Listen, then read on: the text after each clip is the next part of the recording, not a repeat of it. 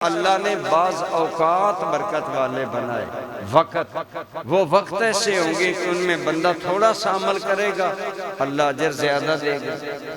فجر کی نماز کے بعد اگر کوئی آدمی اپنی جگہ پر بیٹھا رہے، مسجد میں حاضر رہے، دنیاوی کوئی بات نہ کرے، اور سورج طلوع ہونے کے 20 منٹ بعد 2 رکعت نفل ادا کر لے، میرے آقا رحمت صلی اللہ علیہ وسلم نے فرمایا اللہ اس بندے کو ایک حج اور ایک عمرے کا ثواب عطا فرمائے۔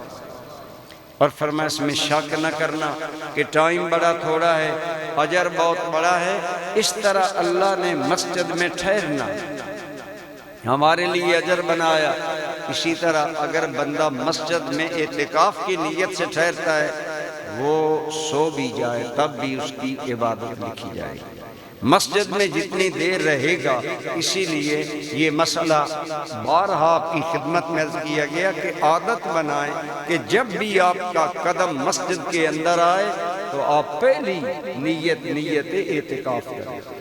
عربی آتی ہے نویت سنت الاعتکاف تو ٹھیک، نہیں آتی تو اپنی زبان میں کہہ لیں کہ میں نے اعتکاف کی نیت کر لی جب تک آپ مسجد میں رہیں گے۔ اب بھی جو آپ بیٹھے ہیں، اگر کسی نے یہ نہیں کہا تو اگر دل میں یہ کہہ لے تب بھی جب تک مسجد میں رہیں گے ثواب الگ ملتا رہے گا۔ اسی طرح اللہ تعالیٰ نے بعض وقت ایسے بنائے، وقت سے مراد یہی اشراق والا وقت، وہ عبادت عام بندے فجر پڑھی دوڑا بھاگا، لیکن جو اشراق پڑھ کر جاتا ہے اس کو ایک حج اور ایک عمرے کا ثواب ملتا ہے۔ اسی طرح نماز مغرب کے بعد اگر 6 نفل کم از کم 6 زیادہ سے زیادہ 20 نفل اوابین کی اگر پڑھ لے گا تو اللہ تعالیٰ اسے 12 سال عبادت نفل کا ثواب عطا فرمائے۔ تھوڑے وقت میں ثواب اور اجر زیادہ ہے۔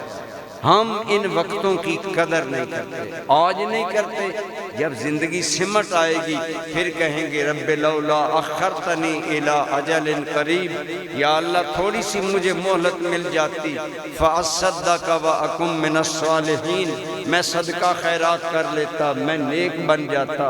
ارشاد ہوگا ہم نے تمہیں دیکھ لیا، تم نے کیا تیر مارنے تھے۔ وَلَن يُؤَخِّرَ اللَّهُ نَفْسًا إِذَا جَاءَ أَجَلُهَا، جب وقت اجل موت کا وقت آ گیا اب کوئی لیٹ نہیں۔